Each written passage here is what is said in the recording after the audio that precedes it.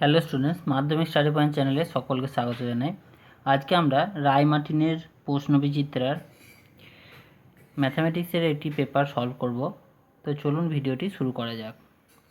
আজকে আমরা 27 নম্বর model question paper 27 এটা সলভ করব, পেজ নাম্বার 243। ঠিক আছে, প্রথম কোশ্চেন হচ্ছে, একটি অংশীদারি ব্যবসায় দুজন অংশীদার এ ও বি এর মূলধনের অনুপাত 5:6 এবং তাদের প্রাপ্ত লভ্যাংশের অনুপাত 3:2 হলে তাদের মূলধন লগ্নিকৃত সময়ের অনুপাত কত হবে সেটা বার করতে বলেছে। তাহলে এই অঙ্কটা দেখো, মূলধনের অনুপাত কত বলে দিচ্ছে। একের অঙ্কটা একের মূলধনের অনুপাত সমান হচ্ছে 5:6 আর লভ্যাংশের অনুপাত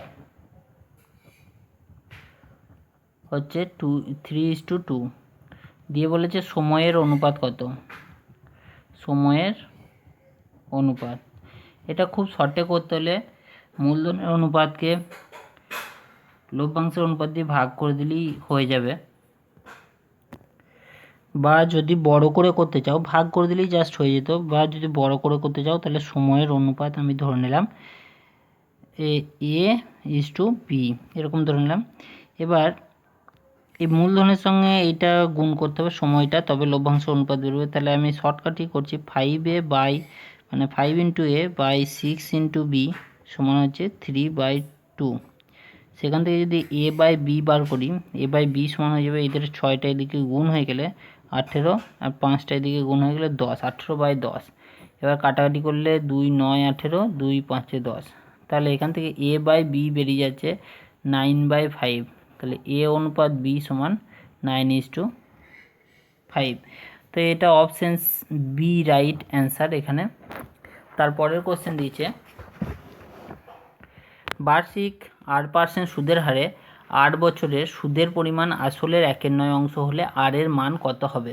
তাহলে এখানে সুদের হার 8% দিয়েছে, সময় দিয়ে দিয়েছে 8 বছর, আর সুদের পরিমাণ বলেছে আসলের 1/9, তাহলে আর এর মান বার করতে হবে। তাহলে খুব সহজেই করে নেব। এখানে বার্ষিক সুদের হার কত দিয়ে দিয়েছে সমান 8%, সময়টাও দিয়ে দিয়েছে 8 বছর, আর বলেছে সুদটা আসলের 1/9। তাহলে আমরা ধরে নিচ্ছি আসল সমান হচ্ছে P টাকা। তো আসল যদি P টাকা হয় তাহলে সুদটা বলেছে আসলের 1/9 মানে P/9 টাকা। ঠিক আছে, এবার আমরা সুদের সূত্র কি জানি, I সমান P/100। ঠিক আছে, এবার এখানে I মানে সুদটা কত দেওয়া আছে, P/9 দেওয়া আছে, আসলটা তো P আছে, সুদের হারটা আরই আছে, আর সময়টাও বলে দিয়েছে R/100। এবার দুদিকে বোথ সাইড PP কেটে গেল। তাহলে এখান থেকে এই 100টা যদি এইদিকে চলে যায় তাহলে 100/9 সমান হচ্ছে R²। তাহলে সেখান থেকে আর এর মান বেরিয়ে যাবে √100/9 মানে হচ্ছে 10/3। 10/3 মানে হচ্ছে 3×1/3। 3×1/3% এই কোশ্চেনের সঠিক উত্তর অপশন এ। এর পরের কোশ্চেন আমরা দেখে নেব। পরের কোশ্চেন হচ্ছে, A সমানুপাত BC এবং B সমানুপাত CA হলে কোনটি সত্য হবে, এগুলোর মধ্যে কোনটা সত্য হবে। তাহলে যে দুটো লিখেছে সেটা লিখে নেব। 3 নম্বর কোশ্চেন, A সমানুপাত BC দিয়ে দিয়েছে আর B সমানুপাত দিয়ে দিয়েছে CA। ঠিক আছে, সমানুপাত তো এখান থেকে যদি আমরা B এর মান ধরি তাহলে আমরা B সমান হয়ে যাবে K2CA, আর এখান থেকে যদি আমরা A সমান বার করি তাহলে K1BC। ঠিক আছে, এবার এই যে A সমান K1BC বেরিয়েছে, এই K1 K2 এগুলো হচ্ছে অশূন্য ভেদবক, এটা লিখলাম না। এবার এইখানে A সমান এই B এর জায়গাতে এই মানটা বসিয়ে দেবো, K1 আছে, B এর জায়গায় এই মানটা বসাবো K2CA, আর সিটা যেমনকার তেমনি আছে, ঠিক আছে।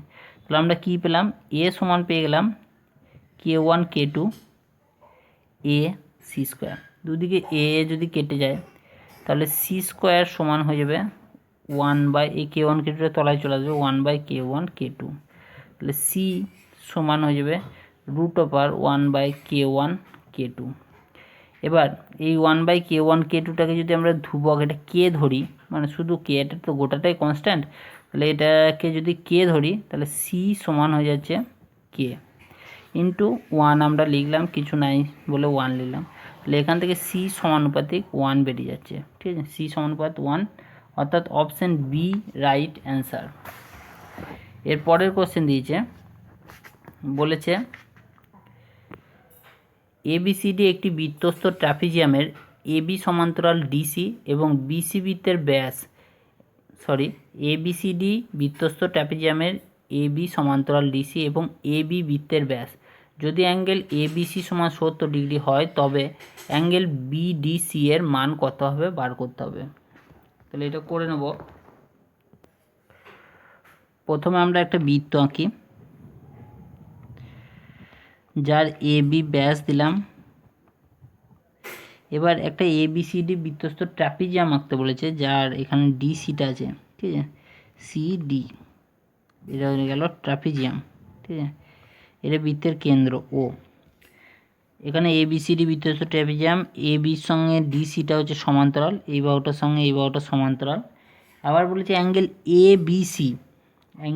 এবিসি সমান হচ্ছে 70 ডিগ্রি, এটা হচ্ছে 70 ডিগ্রি, কোশ্চেনে বলে দিয়েছে। এবার বলেছে অ্যাঙ্গেল বিডিসি এর মান কত, বিডিসি মানে এই কোণটার মান কত বার করতে দিয়েছে। এবার এই কোণটার মান কি করে বেরোবে, দেখো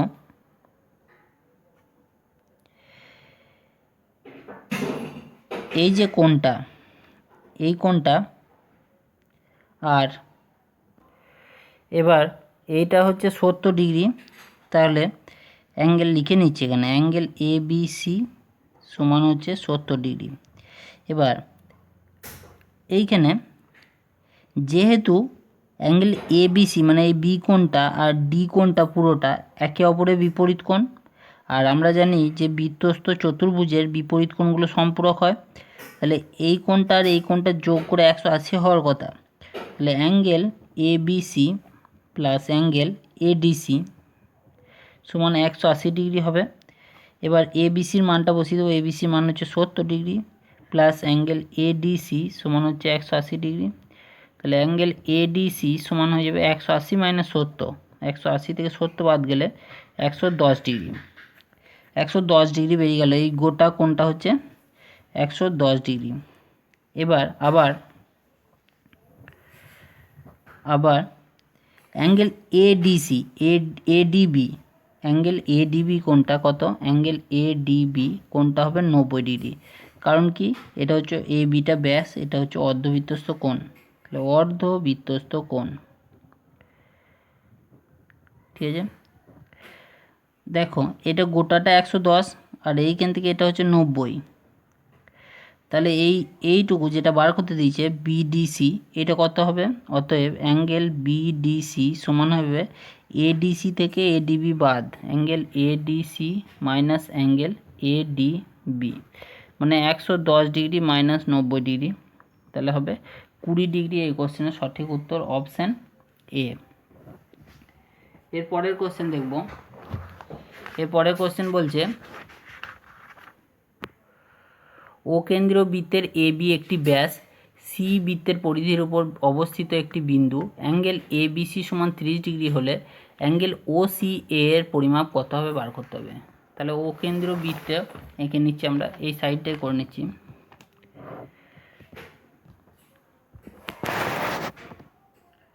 এই সাইডটাই করে নিচ্ছি। ও কেন্দ্রীয় বৃত্ত একটা টানলাম ও, যার এবি ব্যাস, সি বৃত্তের উপর একটা অবস্থিত বিন্দু, এখানে একটা সি বিন্দু নিয়ে নিলাম, দিয়ে কোশ্চেনে বলেছি অ্যাঙ্গেল এবিসি সমান হচ্ছে 30 ডিগ্রি, এটা আঁকলাম, এইটা হচ্ছে 30 ডিগ্রি বলে দিয়েছে। কোশ্চেনে বার করতে দিয়েছে অ্যাঙ্গেল OCA মানে এই কোণটা বার করতে দিয়েছে, OCA এই কোণটা বার করতে দিয়েছে। তাহলে যেটা দিয়ে দিয়েছে অ্যাঙ্গেল ABC সমান হচ্ছে 30 ডিগ্রি, এটা 30 ডিগ্রি। এইটা অর্ধবৃত্তস্থ কোণ, ACBটা হচ্ছে অর্ধবৃত্তস্থ কোণ, এটা পুরোটা 90 ডিগ্রি হবে। অ্যাঙ্গেল ACB সমান হচ্ছে 90 ডিগ্রি, কারণ হচ্ছে এটা কি অর্ধবৃত্তস্থ কোণ, অর্ধবৃত্তস্থ কোণ, ঠিক আছে। তাহলে দেখো এই যে ত্রিভুজ ABC থেকে পায়, ত্রিভুজ ABC থেকে কী পাবো, এই যে ত্রিভুজের এই কোণটা 90 ডিগ্রি বেরিয়ে গেছে, এটা 30 ডিগ্রি বেরিয়ে গেছে, তাহলে এই কোণটা কত ডিগ্রি হবে, এইটা একটা ত্রিভুজে দুটো কোণ বলা আছে, তাহলে অপর কোণটা কীভাবে বেরোবে, অ্যাঙ্গেল CAB সমান হয়ে যাবে 180 থেকে ওই 90 আর 30 বাদ দিতে হবে, তাহলে হয়ে যাবে 60 ডিগ্রি, ঠিক আছে। এইটা বেরিয়ে গেল 60 ডিগ্রি। এবার একটু ভালো করে লক্ষ্য করলে দেখা যাবে OAটাও ব্যাসার্ধ, OCটাও ব্যাসার্ধ, OAটাও ব্যাসার্ধ, OCটাও ব্যাসার্ধ, তাহলে এই কোণটা 60 ডিগ্রি হলে এটাও হবে 60 ডিগ্রি। তাহলে লিখে দেবো যেহেতু OA সমান হচ্ছে OC, একই বৃত্তের ব্যাসার্ধ, একই বৃত্তের ব্যাসার্ধ, তাহলে অতএব অ্যাঙ্গেল OCA সমান হচ্ছে অ্যাঙ্গেল OAC সমান হচ্ছে 60 ডিগ্রি, আর 60 ডিগ্রিটাই বার করতে দিয়েছে, অর্থাৎ অপশান ডি রাইট অ্যান্সার। এর পরের কোশ্চেন 6 দাগের কোশ্চেন, আর একক দৈর্ঘ্যের ব্যাসার্ধ বিশিষ্ট একটি নিরেট অর্ধগোলক থেকে যে সর্ববৃহৎ যে নিরেট শঙ্কু কেটে নেওয়া হবে তার আয়তন বার করতে বলেছে। তাহলে একটা অর্ধগোলক আছে, নিরেট অর্ধগোলক, আর একক ব্যাসার্ধ, তাহলে সেরকম আমরা ছবিটা এঁকে নেব প্রথমে, এটা 6 নম্বর অঙ্ক।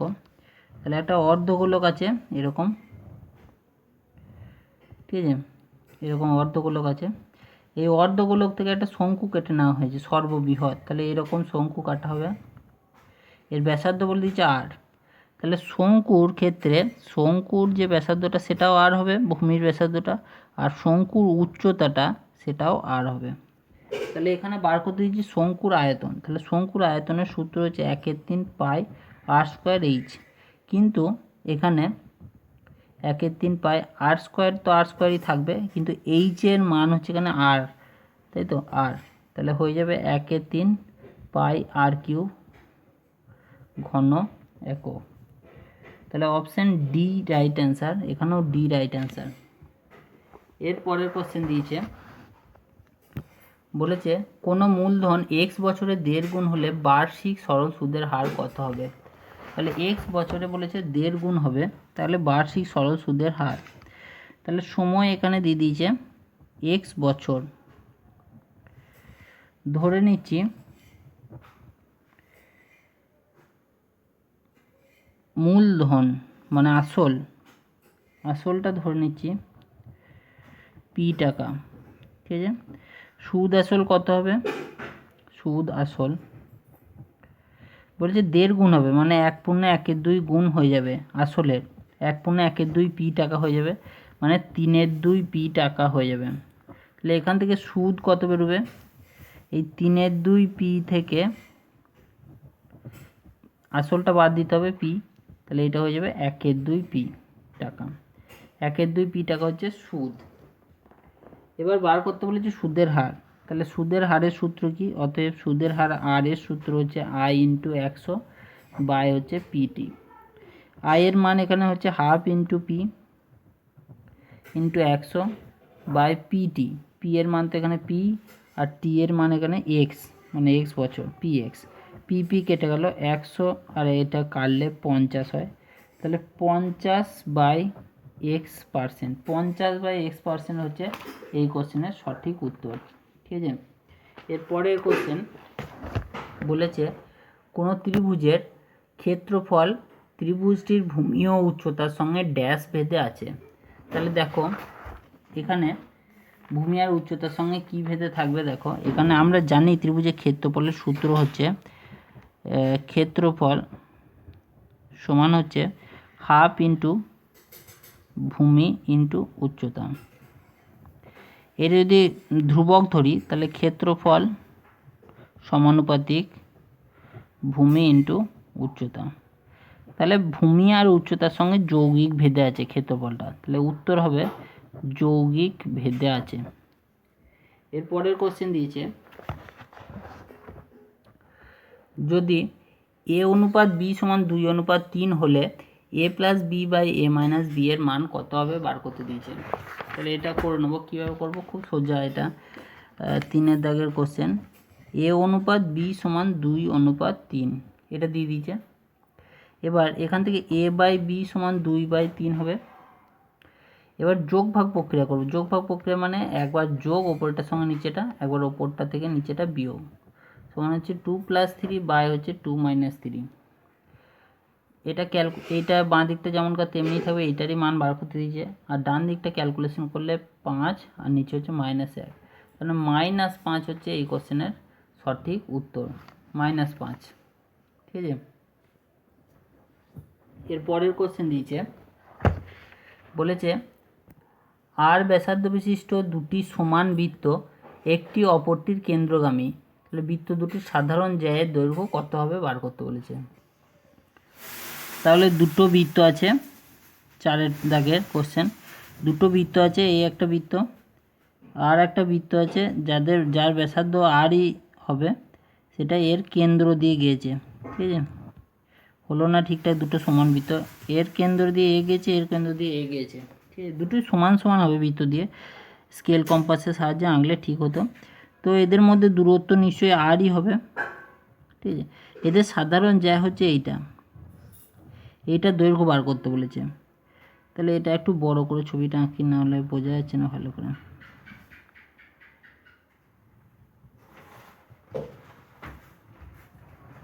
এরকম, এটা কেন্দ্র, এটা কেন্দ্র, আর এদের মধ্যে দূরত্ব হচ্ছে আর, এদের সাধারণ জ্যা হচ্ছে এইটা। ঠিক আছে, এইটা দৈর্ঘ্য বার করতে বলেছে। তাহলে এইটা গোটাটা যদি আর হয় তাহলে এইটুকু হবে r/2, আর এটাও ব্যাসার্ধ বৃত্তের, তাহলে এটাও হবে আর। ঠিক আছে, এটা r/2, এটা হচ্ছে আর।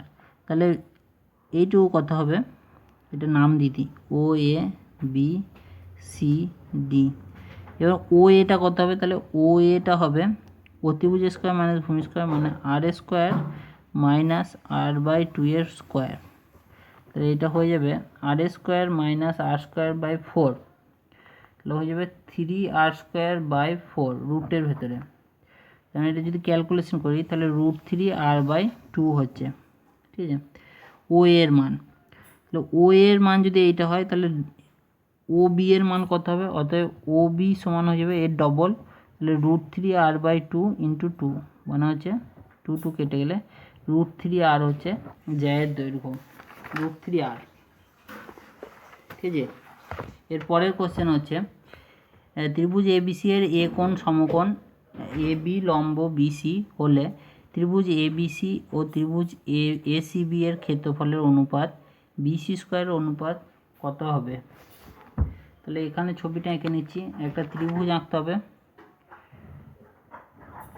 ABC, যার এ কোণটা সমকোণ, তাহলে এটা হবে এ কোণ, এটা B, এটা C, ABC নাম দিলাম। এরপর বলেছে AD লম্ব BC, তাহলে এখানে একটা AD টানা হলো লম্ব BC এর উপর।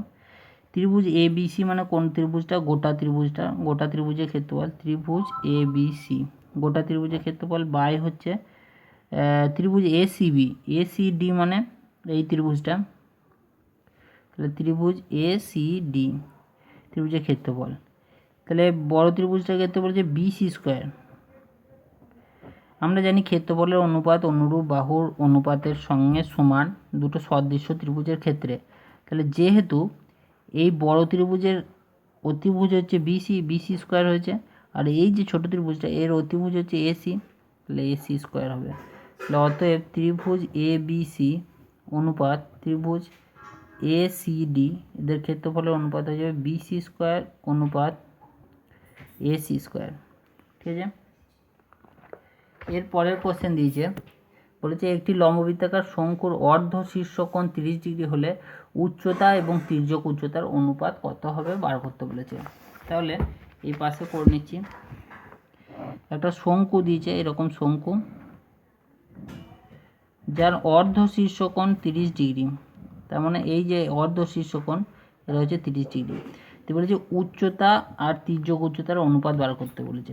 তাহলে এইটা আমরা এখানে যদি এই দিক থেকে ধরি যে ও এ বি ত্রিভুজের, তো এই কোণটা হচ্ছে 30 ডিগ্রি, তাহলে এর সামনেটা হচ্ছে লম্ব, আর এইটা হচ্ছে ভূমি, আর এটা হচ্ছে অতিভুজ। যেহেতু ভূমি আর অতিভুজ দেওয়া আছে, তাহলে আমরা জানি যে cos 30 ডিগ্রি সমান হচ্ছে ভূমি বাই অতিভুজ, মানে h/l।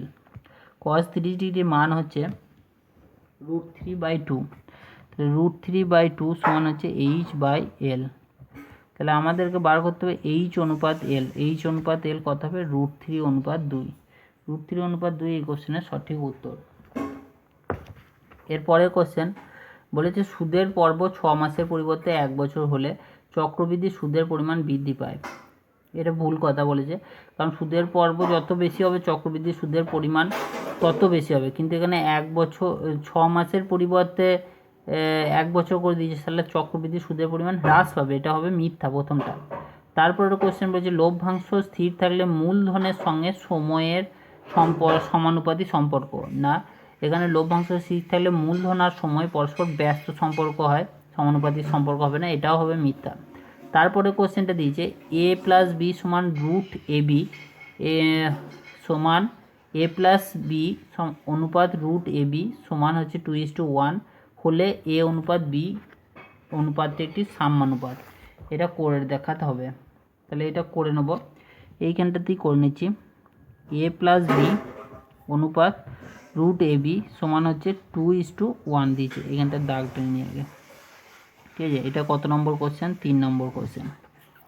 তাহলে এখান থেকে a+b বাই √ab সমান হচ্ছে 2/1, কোনাকুনি যদি গুণ করা হয় তাহলে হয়ে যাবে a+b সমান হচ্ছে 2√ab।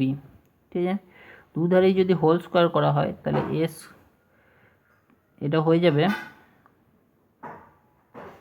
দুধারে হোল স্কোয়ার করলে হবে না, এটাকে ভাঙতে হবে, মানে এটা হয়ে যাবে, এই ধারে নিয়ে আসছি, তাহলে a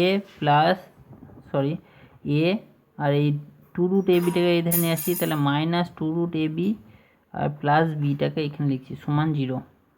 ঠিক আছে, এইবার এইটাকে আমরা একটা সূত্রের মতো করে ভাঙবো। এটাকে লিখবো √a এর whole square -2 × √a × √b plus এই বিটাকে লিখবো √b এর হোল স্কোয়ার সমান 0। তাহলে এখান থেকে বোঝা যাচ্ছে যে এটা হচ্ছে √a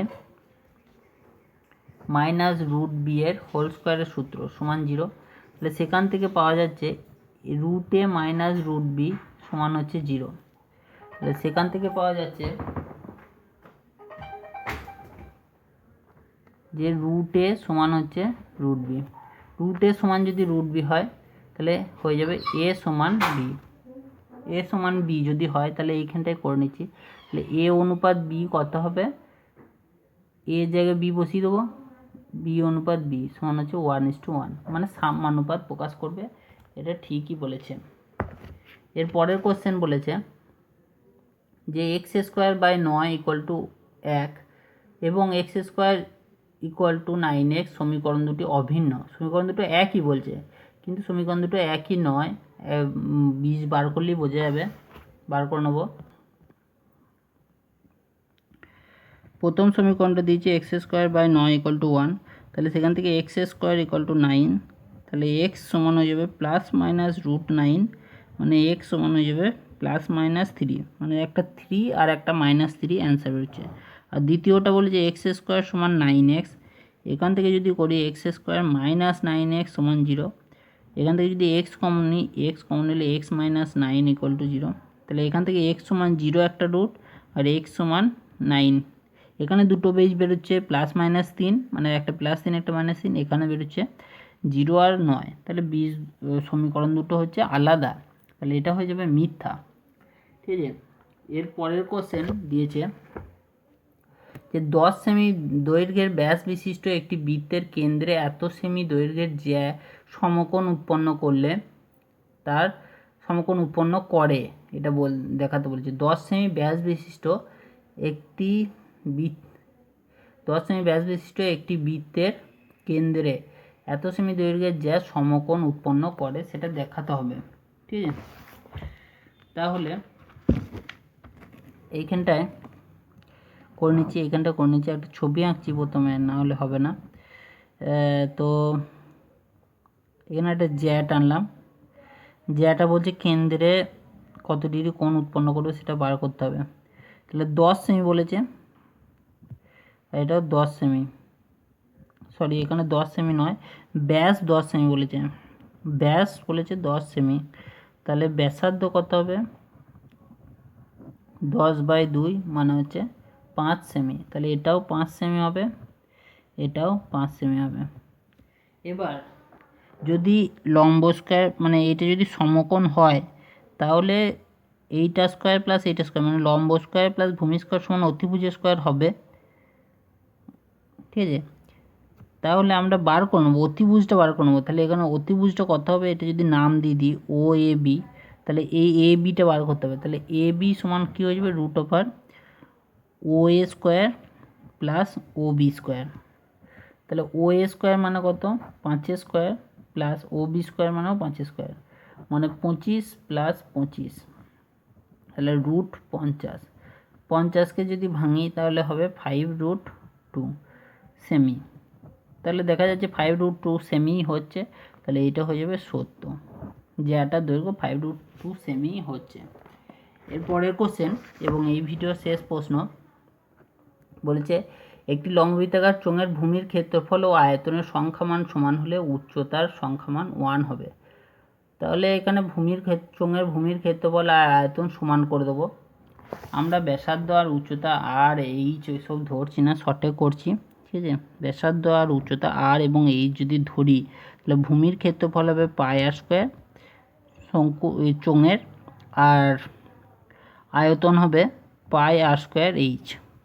দুদিকে যদি πr² কেটে যায় তাহলে এইদিকে পড়তে হবে 1 আর এইদিকে পড়তে হবে h, তাহলে h সমান বেরিয়ে যাচ্ছে 1, তাহলে উচ্চতা বেরিয়ে যাচ্ছে 1 হবে সংখ্যামান। এই ভিডিওর এটাই শেষ প্রশ্ন ছিল। এর পরবর্তী ভিডিওতে এর পরেরগুলো করব। ভিডিওটা বন্ধুদের সঙ্গে শেয়ার করুন, আর যদি ভালো লাগে লাইক কমেন্ট করুন, আর সাবস্ক্রাইব করতে ভুলবেন না। Thank you.